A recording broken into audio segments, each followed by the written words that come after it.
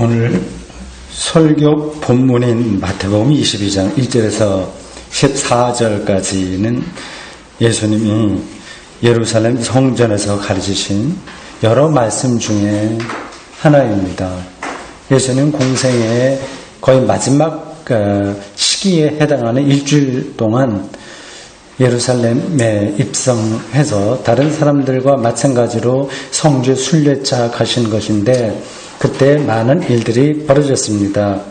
예루살렘 성전 안에 들어가서 여러 사람들을 만나기도 하고 하신 말씀이 마태복음 21장 23절에서 23장 39절까지 이렇게 길게 기록되어 있습니다. 예루살렘 성전은 예수님과 그 일행에게는 적의 소굴과 같은 곳이죠. 이 성전 안에서 예수님은 유대교 지도층 인사들과 여러 번 충돌했습니다. 따지고 보면 이 시비는 예수님이 먼저 거신 거예요. 마태복음 21장 12절에 따르면 예수님은 성전 안에서 성지에 순례차 오는 순례객들의 편의를 위해서 돈도 바꿔주거나 그렇잖아요. 저쪽 이집트에서 온 사람들 돈을 이 예루살렘에서 사용할 수 있는 돈으로 환전해 줘야 되죠. 그리고 비둘기도 마련해 줘야 되고 등등 예물 같은 것들 다 흠이 없는 것 준비를 해주면 좋습니다. 그런 사람들의 의자를 다 책상, 좌판 이런 것들을 둘러 엎으셨습니다. 예루살렘 성전을 향한 일종의 도발이었습니다. 그래서 대제사장들과 장로들이 예수님에게 와서 따져 묻는 거죠. 당연하죠. 내가 대제사장이었다고 하더라도 그럴 겁니다. 문제가 있으면 나중에 조용하게 나한테 와서 얘기를 하지 왜 이렇게 폭력을 휘두르냐 하는 겁니다. 무슨 권위냐 그렇게 따져 물었습니다. 그런 와중에 예수님은 마태복음 21장 33절에서 46절에 나오는 포도원 농부 비유를 말씀하셨습니다. 지금 이스라엘 종교 지도자들은 포도 주인의 종들과 아들을 죽인 악한 농부들이고 그래서 하나님이 당신들을 심판할 것이라고 하는 말씀입니다. 아주 기분 나쁜 비유죠. 이 대목을 저는 지난주에 설교 본문으로 삼았습니다. 교회력에 따른 성서 본문이었습니다. 오늘은 그 비유에 이어서 나오는 혼인잔치 비유를 설교 본문으로 삼았습니다. 요즘은 마태복음이 쭉 연속해서 성서 1과의 본문으로 나오고 있습니다. 이 비유는 천국은 마치 자기 아들을 위해서 혼인잔치를 베푼 어떤 임금과 같다는 말로 시작합니다. 간단한 이야기죠. 임금의 아들이 결혼을 한다면 대단한 거죠. 이건 사적인 문제가 아니라 국가적인 차원의 문제입니다. 사건이죠. 여기는 아무나 또한 들어갈 수가 없습니다. 왕족과 귀족, 고관, 대작, 소위 말하는 그런 사람들, 그리고 또 외국에서 온 사절들, 이런 사람들만 들어갈 수 있는 자리입니다.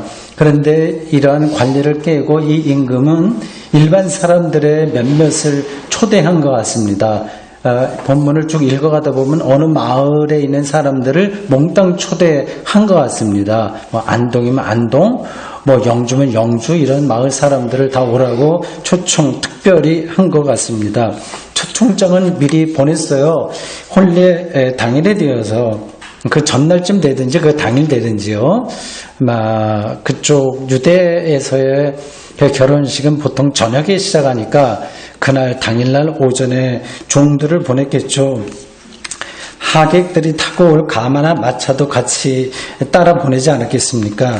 초청받은 사람들은 아마 그 날을 손꼽아 기다리면서 그리고 옷도 깨끗하게 입고 준비를 하고 그 종들이 종들과 함께 온 마차나 가마를 타고 가야지 하고 따라 나섰을 것으로 우리가 당연히 추정합니다.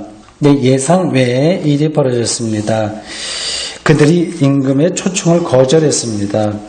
임금은 뭔가 메시지가 잘못 전달됐나 하는 그런 생각으로 재차 종들을 보냈습니다. 이런 이야기를 했다고 하죠.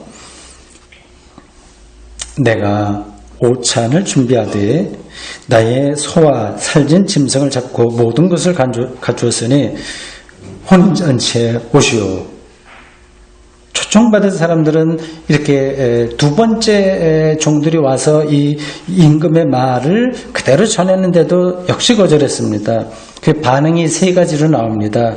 일부 사람들은 임금의 종들이 와서 한 말을 아예 외면했어요.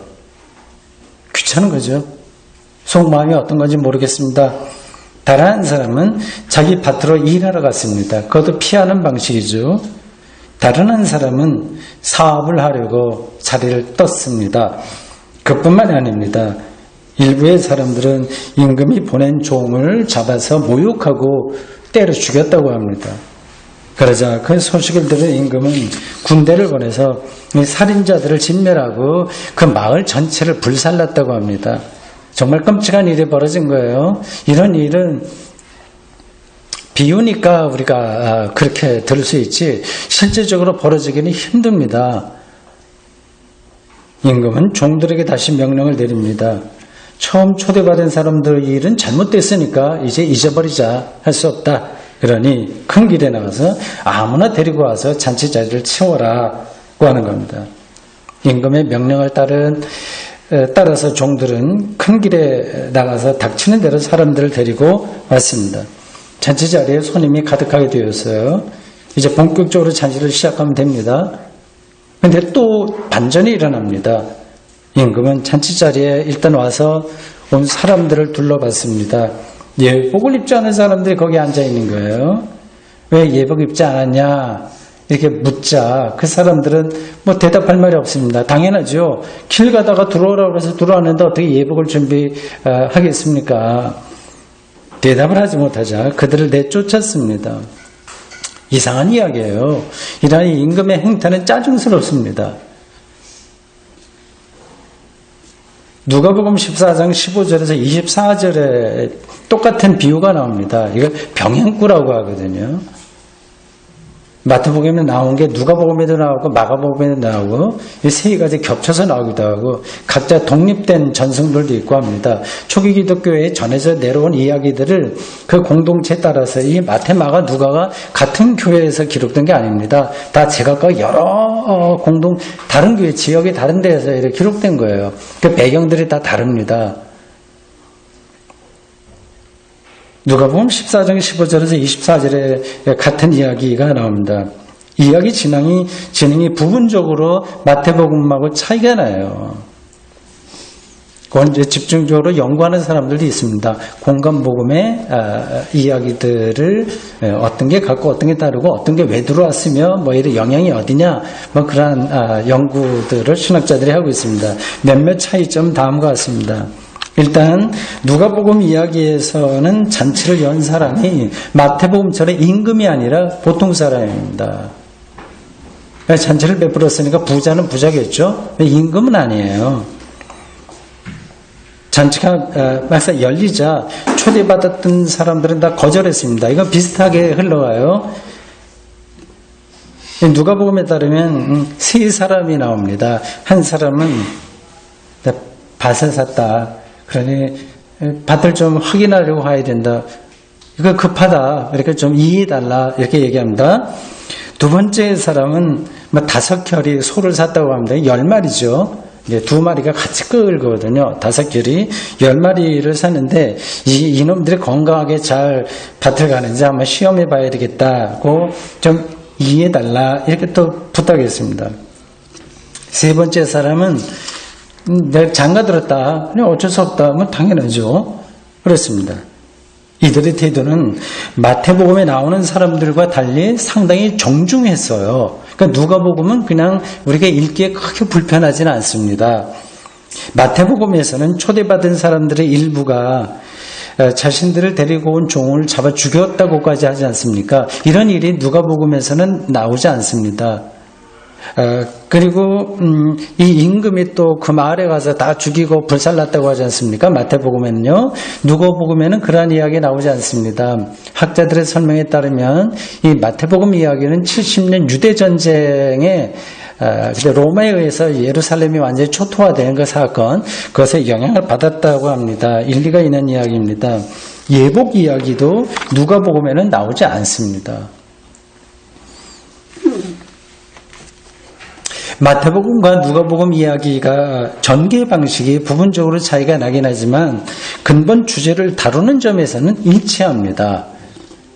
처음에 초청을 받았던 사람들은 그걸 거절했고, 그래서 초청을 받지 못한 사람이 결국 나중에 잔치에 참여하게 되었다고 하는 것이 핵심 주제입니다. 참여하지 못하게 된 게 더 중요하긴 합니다. 마태복음은 22장 14절에서 청함을 받은 자는 많되 택함을 입은 자는 적으니라는 그런 예수님의 말씀으로 결론을 맺었고요. 누가복음은 전에 청하였던 그 사람들은 하나도 내 잔치를 맛보지 못하리라는 그런 말씀으로 결론을 맺었습니다. 비슷하죠. 표현 방식엔 약간의 차이겠지만 핵심 주제는 똑같습니다. 2000년 전 이 마태복음을 받아본 독자들 만이 아니라 지금 시간이 흐른 우리도 잔치에 초청받았지만 거절해서 못 들어간 사람이 누구인지, 그리고 나중에 길거리 있다가 들어온 사람이 누구인지를 쉽게 알 수 있어요. 아주 쉽게 알 수 있습니다. 뻔해요. 어떻게 보면요. 유대교는 전자에 속하고 기독교가 후자에 속한다고 하는 겁니다. 잔치에 유대교는 못 들어가고 자체가 하나님의 나라 백성이라고 했었던 그들은 안 되고 거절당하고 이제 새로운 공동체인 기독교가 거기에 해당한다고 하는 말씀입니다.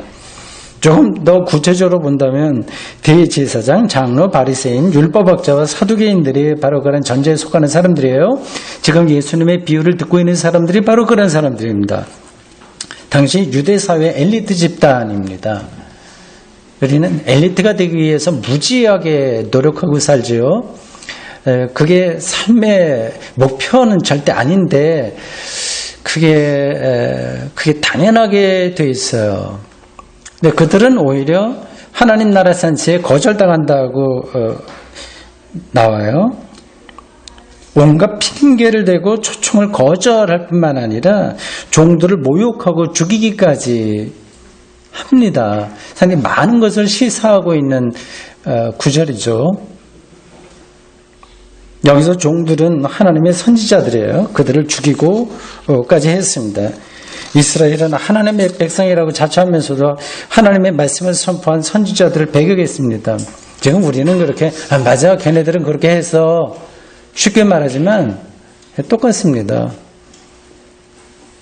근데 그 당시는 모르는 거예요. 그게 자기들이 무슨 일을 하는지 모릅니다. 그런 전통에 의해서 그들은 급기야 하나님의 아들인 예수님을 거부했습니다. 하나님 나라를 거부한 거죠. 그들은 그게 뭔지 모르고 거기에 빠져든 겁니다. 여기까지만 말하면 이 비유는 남의 이야기가 됩니다. 우리는 이미 잔치 자리에 들어온 사람이야. 예수 믿는 사람들이야. 복음의 기쁨, 이거를 아는 사람이야. 그렇게만 보면 이건 남의 이야기가 되는 거예요. 이 이야기는 바로 우리의 이야기입니다. 마태복음 기자가 누가복음과는 달리 예복 문제를 거론한 것도 예수님의 이 비유가 단순히 유대인들과 그들 엘리트 집단을 비판하려고 하는 게 아니라 이게 바로 우리 마태복음 공동체, 이미 복음 공동체라고 하는 우리들에 해당되는 이야기라고 하는 사실을 암시하고 있습니다. 처음에 초청받았다가 거절한 이들과 이게 뭔지 뒤에 좀 설명하겠습니다. 이 거절한 이들과 나중에 잔치에 들어왔지만 예복이 없어서 쫓겨난 이들은 똑같은 운명에 처하게 됩니다. 그것을 마태복음 22장 12절과 13절이 다음과 같이 전합니다. 이르되 친구여 어찌하여 예복을 입지 않고 여기 들어왔느냐 하니 그가 아무 말도 못하거늘 임금이 사환들에게 말하되 그 손발을 묶어 바깥 어두운 데에 내던지라. 거기서 슬피 울며 이를 갈게 되리라 하니라. 이 비유가 너무 야박스럽게 느껴질 수 있을 겁니다. 그까지 예복 문제 하나로 그리고 각각 다 바쁜 일 때문에 못 온 건데 그런 것으로 잔치에서 내쫓고 결박해서 어두운 데 던지라고 하는 말은 우리의 상식에 우리가 일반적으로 살아가는 세상살이에 맞지 않습니다. 이 이야기는 어떤 진리를 전하기 위해서 빗대서 하는 비유라고 하는 사실을 기억하십시오. 어떤 진리를 전하기 위한 하나의 비유입니다. 이러한 이야기에서 중요한 건 그 진리가 뭐냐, 뭘 빗대고 있냐, 그걸 아는 거죠. 아는 것만큼 보일 겁니다. 이 비유의 배경은 잔치입니다. 누가복음에서는 그냥 잔치라고 했고 마태복음에서는 임금의 아들 결혼식이라고 했습니다. 성경은 하나님 나라를 잔치로 묘사할 때가 종종 있습니다. 그걸 제가 일일이 다 인용하려면 수도 없이 많습니다.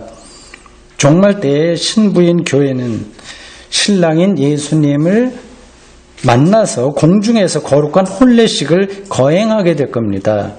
요한계시록이 보고 있는 마지막 때의 찬란한 생명의 세계가 그렇게 혼인잔치로 비유되고 있습니다. 상징되고 있습니다.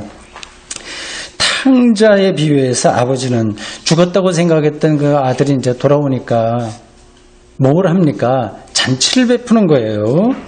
형은 잔치에 참여하지 않았다가 아버지에게 책망을 받습니다. 불만스러운 거죠. 큰아들로서는. 잔치에서 소외되는 겁니다. 스스로 소외당하는 거죠. 잔치는 기쁨과 평화와 안식이 가득한 순간입니다. 먹을 것도 많고 사람들도 많습니다. 그야말로 생명의 풍요로움을 만끽할 수 있는 순간입니다. 오늘 비유에서 임금의 잔치에 오라는 이 말은 하나님이 은총으로 베푸시는 기쁨과 평화의 세계 안으로 들어오라는 초청입니다. 우린 그 안에 들어가 있을까요? 지금요? 아니면 다른 것에 마음이 다 빼앗기고 있을까요? 처음에 초청받은 사람들은 이 초청을 외면했어요. 또 적극적으로 거부하기도 하고 더 나아가서는 종들을 죽임으로써 초청 사건 자체를 말살시켰습니다. 그들이 그렇게 할 수밖에 없는 이유는 당연히 많아요. 이해는 갑니다. 각각 사정이 다 있습니다. 일상이 얼마나 분주합니까? 그리고 그 일상도 얼마나 소중하고 또 재미있습니까? 그런 각각의 사정들보다 더 핵심적인 이유는 그들이 잔치의 기쁨을 모른다는 사실에 있습니다. 그걸 알면 만사 제쳐놓는 거죠. 모르니까 그냥 자기 일상의 재미에 안주할 수밖에 없습니다.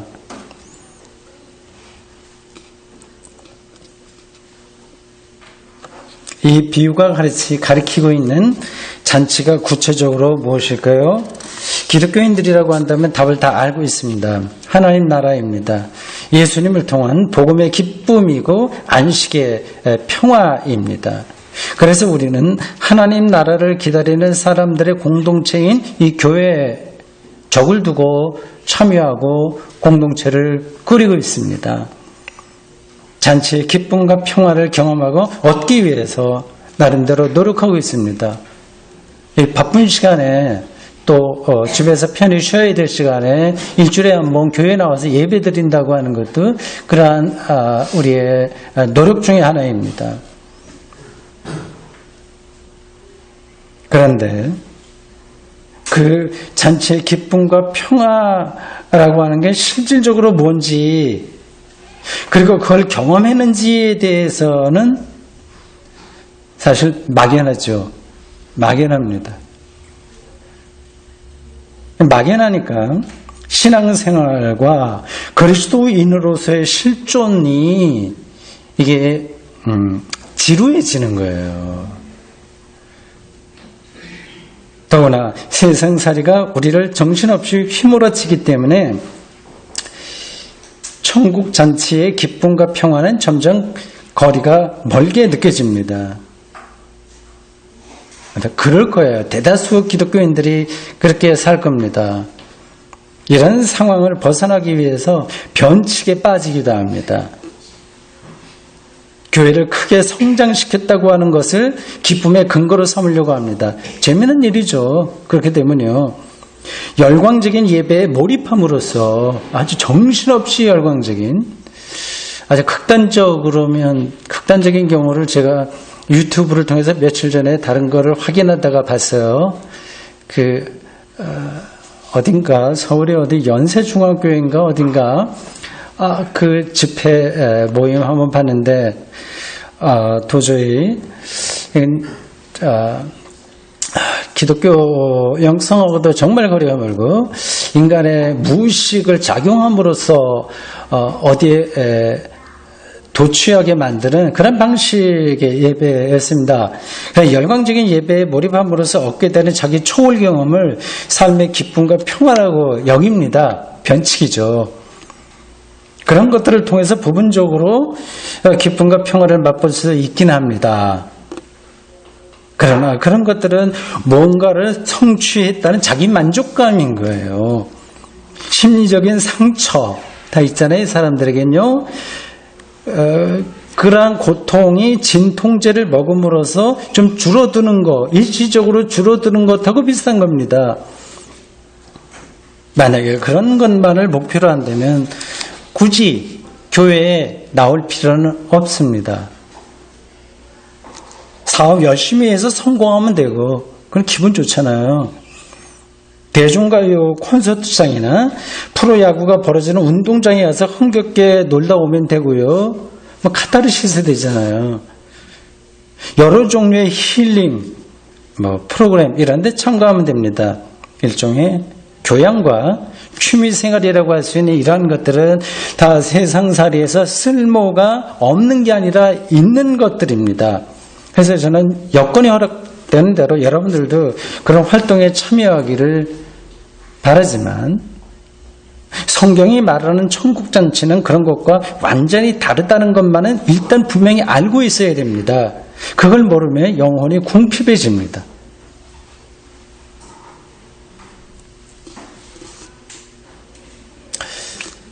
이러한 문제는 기독교 역사에서 확인됩니다.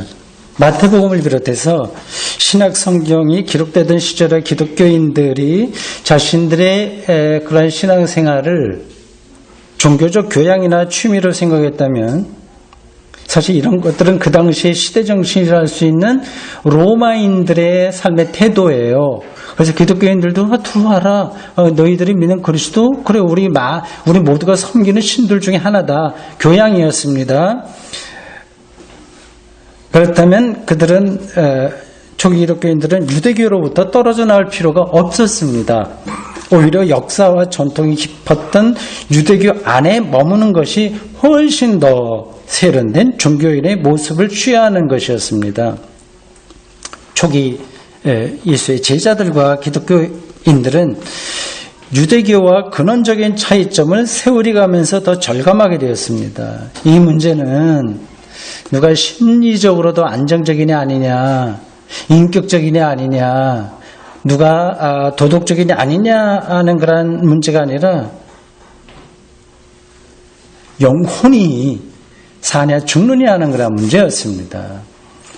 그래서 그들은 유대교와 충돌하지 않을 수 없었습니다. 이런 말들이 아직까지도 좀 멀게 느껴지는 분들이 있을 겁니다. 마틴 루터의 경우도 비슷합니다. 그는 로마 가톨릭 교회에 속한 좀 변방이지만 위텐베르크 괜찮은 신흥 대학교도 있었고 괜찮게 잘 나갈 수 있는 그런 지역의 사제이며 젊은 사제이고 신학자로 산 사람이죠. 그런데 그는 더 이상 그 방식으로는 성 아우구스티누스 금욕적인 그 수도사로서의 삶과 그런 사제이면서 신학자로서의 그런 삶, 로마 가톨릭 교회가 제공하는 모든 그러한 성직자로서의 그 메리트, 그러한 매력적인 그런 모든 것들로 더 이상 구원을 확신할 수 없었습니다. 기쁨과 평화와 자유를 확보할 수 없었습니다. 다른 사람들은 다 그냥 문제의식이 있다고 하더라도 뭐 좋은 게 좋은 거지, 뭐 뾰족한 거 있겠어, 이러한 교회 질서를 위해서 우린 그렇게 우리 할 일을 하면 돼, 그렇게 대처했지만 루터는 그렇게 할 수가 없었어요. 이 구원 문제는 자신의 모든 운명을 걸어야만 할 절대적인 것이기 때문입니다. 여러분들이 우리 한국교회의 구원파에 대해서 좀 다른 선입관이 있긴 있습니다만, 물론 방향이 좀 잘못된 건 분명하지만 이 구원 문제를 자기 인생의 그 핵심 주제로 붙들었다고 하는 점은 정말 본받아야 됩니다. 현대 기독교인들은 임금의 초대를 거절한 손님들과 비슷한 태도로 삽니다. 그들에게는 어떤 절대적인 것이 없어요. 그래서 하나님은 귀찮은 존재, 그 뒷방이나 지키는 늙은이처럼 머릿속에 그렇게 그려져 있습니다. 잔치 그런 데 가지 않아도 할 일이 산더미처럼 많습니다. 밭에도 나가봐야 되고, 소도 돌봐야 되고, 결혼도 해야 되고, 사업도 해야 됩니다. 일상의 과잉이 현대인들의 특징입니다. 이건 어쩔 수 없는 일이기도 해요. 이래 일상을 제쳐놓고 세상을 살아갈 수 없기 때문입니다. 그러나 분명한 사실은 역설적으로 일상의 과잉은 일상을 오히려 파괴한다는 것입니다. 분명히 그렇습니다. 하나님 없이, 즉 절대적인 생명의 세계와 그런 경험 없이 자기 자신에게만 삶의 모든 의미를 걸어두는 현대인들은 허무에 떨어질 수밖에 없습니다. 그걸 감추려고 하는 것일 뿐이죠. 그래서 그 허무를 극복하기 위해서 다시 일상에 과도하게 자기의 삶을 불태웁니다.